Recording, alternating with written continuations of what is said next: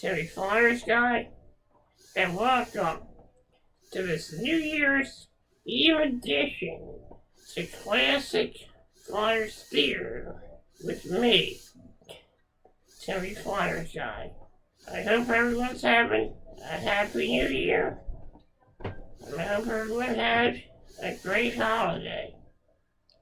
Today's episode will be the Philadelphia Flyers taking on the Flyers Cannucks from 1997. I hope you all enjoy this game. I'm not going to tell you what happens, but you just have to find out. It's Philadelphia Flyers take on the Flyers Cannucks from New Year's Eve, or the New Year's game from 1997. Let's go Flyers.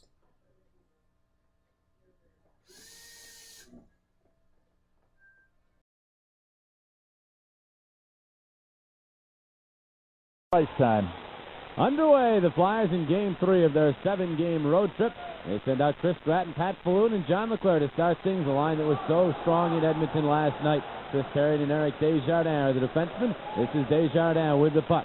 He gets the puck to Gratton, and Gratton will drill one in on Urbe, who handles the puck, sometimes struggles in that area, and here he turns the puck over to Desjardins, but Desjardins lost it to Ojic.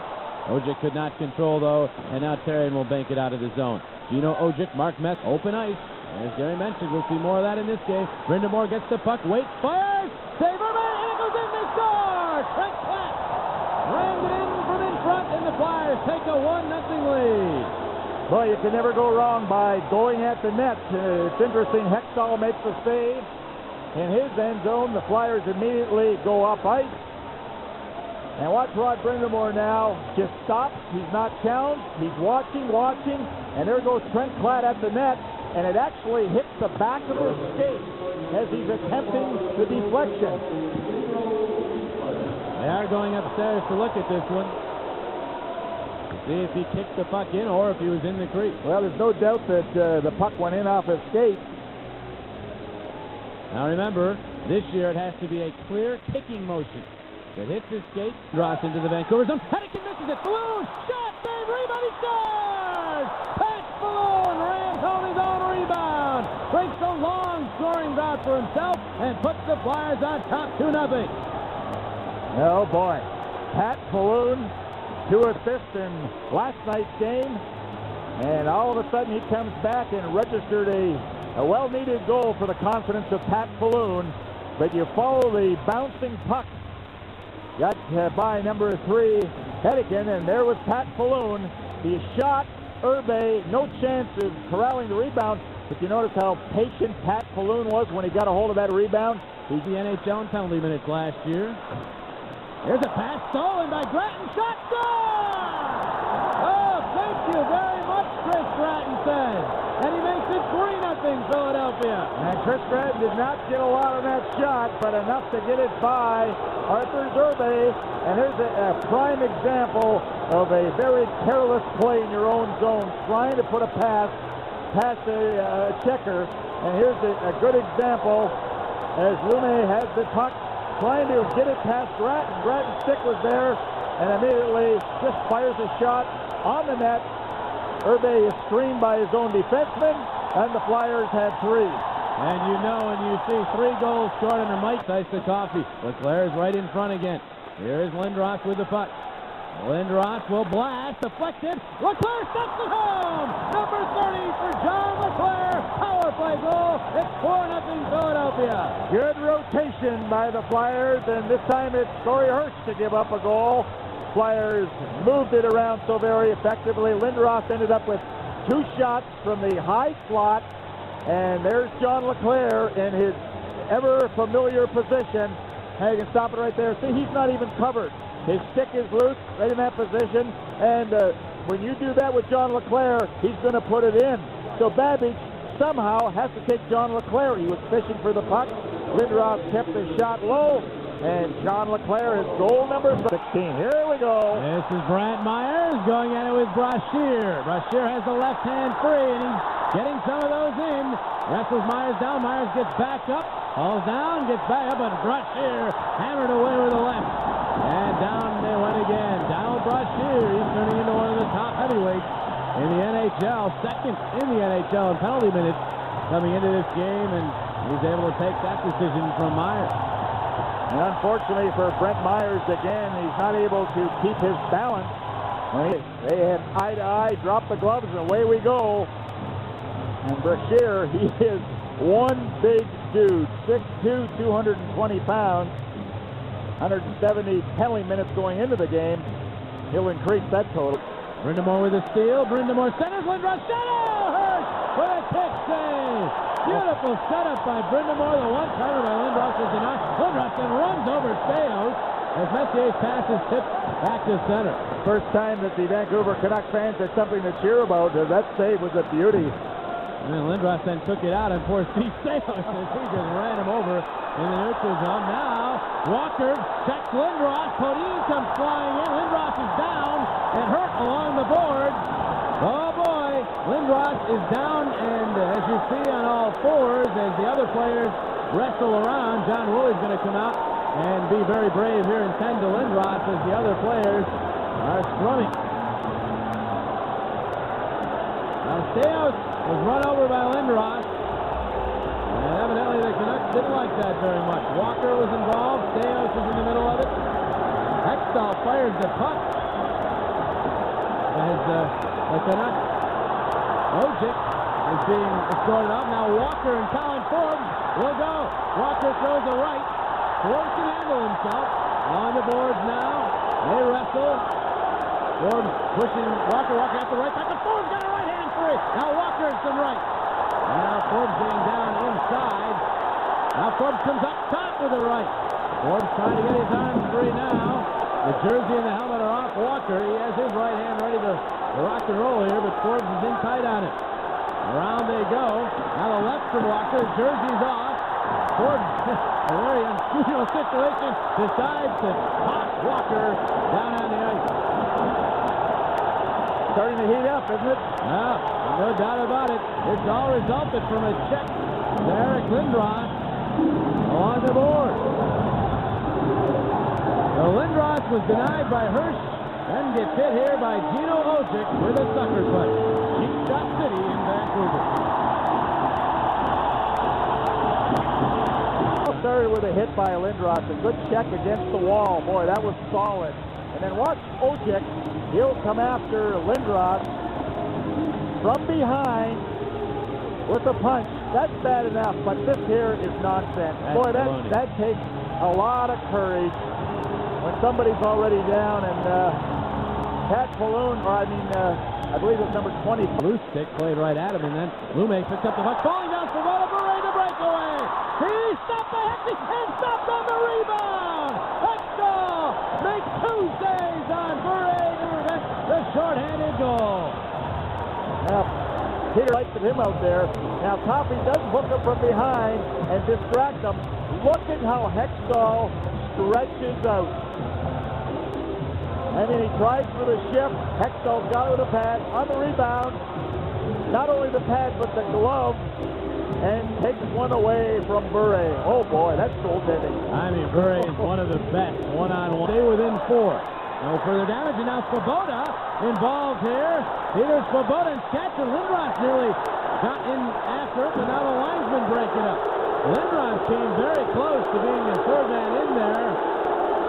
And right now, Walton is having a conversation with Lindros. I don't think he could call it third man in because I don't think any real contact was made. But Svoboda and Skatcher having lots to say as they head off to the penalty box.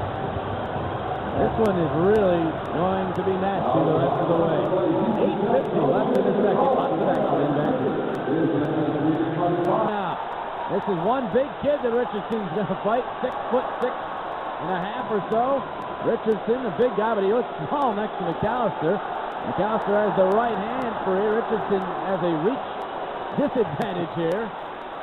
McAllister trying to hammer away with the right. Richardson not able to reach with his right. And he's got to be 6'9" when he gets on skates, eh? He's huge. Richardson goes down with a shot that hit him in the back of the head. And down to the ice they go as Luke Richardson takes part. 15 years of experience in the league has to change the gesture game maybe out of. This is Dan Kordic and Gino Ojic. We knew this would happen. Kordic got the right hand free momentarily. Now wrestling with him. Kordic's helmet still on. Ojic is off. Kordic trying to hit with a right there. Kordic is in a pretty good position right here to get the arm free. Crowd chanting Gino, Gino. Now it's really tied up here. Now they're in tight. Very hard for anybody to throw a punch. Linesman thinking about getting involved here. And before they could do that, Kordic starts to try to swing with the left. And now Kordic takes him toward the glass, and the linesmen do jump in. You knew that was going to happen when Ojic hit the ice. Center goes through. Desjardins set it up the skate of Forbes. Back into the Forbes shot. He scores! Colin Forbes able to score from in tight. It's 5-0 Philadelphia. Oh boy. Turnovers, and Corey Hirsch found himself on the ice, unable to get on his feet again, and that's all Colin Forbes needed. And this has got to be a great time for this youngster coming up from the Phantoms, and he's fit in rather well. He does an excellent job of forechecking. He hurries the play, and the turnover. Flyers just intercept and just continue to go to the attack. Now watch when Hirsch goes down. He stumbles around a little bit. He is groping for the puck, can't find it, and oh... 2-on-1 if they hurry. It's Leclerc and Lacroix. Lacroix with the puck. Lacroix, the shot, score! He hit the post earlier, but this one snuck through, and Daniel Lacroix's first goal since March as the Flyers on top. 6-0. That's what happens when you pinch in your defenseman. Of course, the Vancouver Canucks have to do it, try to get some goals. That you become vulnerable for those odd man rushes, and it was a 2-on-1 break. Lacroix right there as the Lacroix-Leclerc combination broke away. And Lacroix, he was thinking shoot all the way. He looked over to Leclerc, and they went right through the 5-hole. So a low shot gives... Gino Ojic took a swing at first. Now Lindros comes in, and here we go. Gino Ojic was, again, cheap shots over the top. He's got a lot of class. Gino Ojic, when the linesmen are in there swinging wildly, again, takes no courage to do it at that point. Lindros and Messier. And of course, Messier is his idol, having a discussion. And Ojic should be done for the night. 8:48 remaining. I think Walken wants to keep some kind of peace here as the new year is about to be ushered in. He doesn't want another war. He obviously took his ugly pills tonight. Far corner. Looked like Lindros had a good chance to score a goal. And that, again, a lot of courage by Ojic. I mean, something's wrong with him. Here's Lindros moving in the pass to Leclerc. Shot, he scores! Lindros and Leclerc. Leclerc saying beautiful pass. Indeed it was. Fourth assist of the game for Lindros. Second goal for Leclerc. 7-0. It's a touchdown and the extra point for the Flyers. Another power play goal for the hockey club, and John Leclerc, all you got to do is put that stick on the ice right from the face-off. Look at that move by Lindros, which sets up a 2-on-1, and he goes high right underneath the bar. Boy, for Mark Messier to get fooled on a play like that will not happen very often. And that's why a good face-off man changes different things he's going to do in a face-off. 2 minutes remaining in the power play. In front, redirected by Forbes. Rebound score! Colin Forbes has a 2-goal game, making 8-0 Philadelphia as they pour it on. No man. And you got to feel sorry for Corey Hirsch. He's battled, but he's getting absolutely no support behind his blue line as the Flyers are just skating it, freewheeling it. And Colin Forbes in front of the net gets 2 chances at it. That was a hard pass. Was he stopped? Corey Hirsch made the save, but when you're on the seat of your pants, you've got absolutely no chance on making the save. Here we go again. Dan Kordic is ready to go in front. Kordic and Brashear. Brashear at the left. Kordic to left. Rockman second robot time. Who will pop the head up is the question. How they grab. Kordic trying to get the right hand free. Now gets the left. Brashear drags him down. Oh, Brashear caught him with the left. But Kordic hangs right in there and starts firing back. Oh, this is a dandy. Brashear has him pinned up against the glass. Kordic giving him a little noogie there. He tries to get him free. Brashear sort of hanging on now as he has it pinned up against the glass, and the linesman will move in. Oh, Portik has the right hand cock. As they have some words. And Brashear got cut. He was the one that's cut. Well, we've had plenty of bouncing around, puck to Klatt. Robertson after it, but the horn sounds, the game is over, and the most decisive shutout road win in Philadelphia Flyers history is in the books as they blow out the Canucks 8-0. Ron Hextall picks up his 22nd career shutout and his third this year.